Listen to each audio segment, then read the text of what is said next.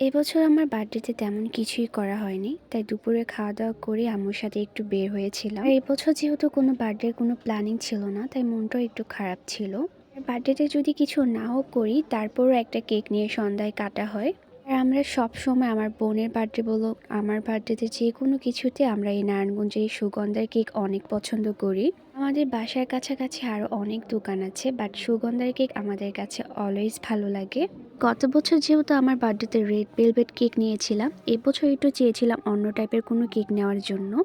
আর এই কেকগুলো আমার ছোট বোন আর আমার আম্মু অনেক বেশি পছন্দ করে, বাট আমার কাছে অত বেশি ভালো লাগে না। তো তারপর আম্মুকেই জিজ্ঞেস করছিলাম যে কোন কেকটা নিব। তো আম্মু যে কেকটা পছন্দ করেছে সেটাই নিয়েছিলাম। এখানে যদি কারো ছবি দিয়ে কেক লাগে তাহলে তারা ছবি দিয়ে কেক মেক করে দেয়। আর যেহেতু এবার কোনো প্ল্যানিং ছিল না, তাই আমরা কেকটা আগে অর্ডার দেইনি। কেকটা যেগুলো ছিল সেখান থেকে একটা কেক পছন্দ করে বাসায় নিয়ে এসেছি।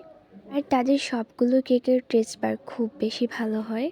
প্রতি বছর বার্থডে প্ল্যানিং বলতে আমার যেটা হয়, বাসার সবাইকে অনেক বেশি সময় দেওয়া অ্যান্ড দুপুরবেলা আব্বু আম্মু আমার ছোট বোনকে নিয়ে বের হওয়া, সন্ধ্যায় কোনো ভালো রুটটপে রেস্টুরেন্টের কেক কাটা, এগুলোই হয়ে থাকে আর কি প্রতি বছর।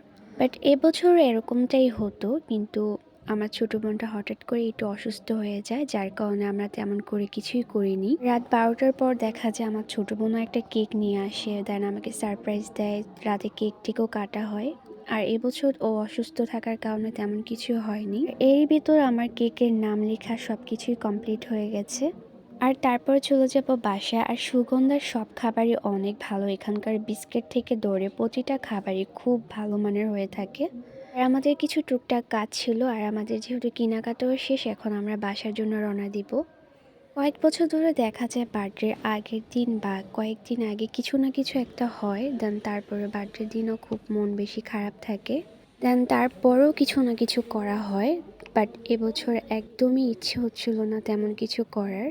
আর কেক কাটানোর সময় যে কিছু একটা সাজিয়ে গুজিয়ে একটু সেলফি টেলফি তুলবো, তেমন কোনো এনার্জিও পাচ্ছিলাম না। আসলে মন খারাপ হলে যেরকমটা হয় আর কি। তারপর যদি আমার বোন সুস্থ থাকতো, ও সব কিছু করতো। এবছর কয়েকটা দিন ধরে এত বেশি ঠান্ডা পড়েছে, আমি এত বেশি অলস হয়ে গিয়েছিলাম, খাটের ওপর বসে বসে কেকটা কেটে ফেলেছিলাম। একটা টেবিলে রেখে যে কেক কাটবো তাও করিনি। তারপর কোনো রকম ক্যান্ডেল লাইট ছাড়াই কেকটা কেটে আম্মুকে একটু খাইয়ে দিলাম। আর তারপর আম্মু আমাকে খাইয়ে দিল, নিজেও একটু খেলাম। তারপর কেকটাকে কেটে বাসায় অনেক কাজিনরা ছিল, বাচ্চারা ছিল, তাদেরকে দিলাম। বাই দ্য ওয়ে, আমার কাছে কেকের চেরিগুলো খুব বেশি পছন্দ। আর এটাই ছিল আমার এবছরের ছোটখাটো একটা বার্থডে ব্লগ। সবাই আমার জন্য অনেক বেশি দোয়া করবেন যেন আমার সারাটা বছর খুব ভালো যায়। আর সবাই ভালো থাকবেন। আল্লাহ হাফেজ সবাইকে।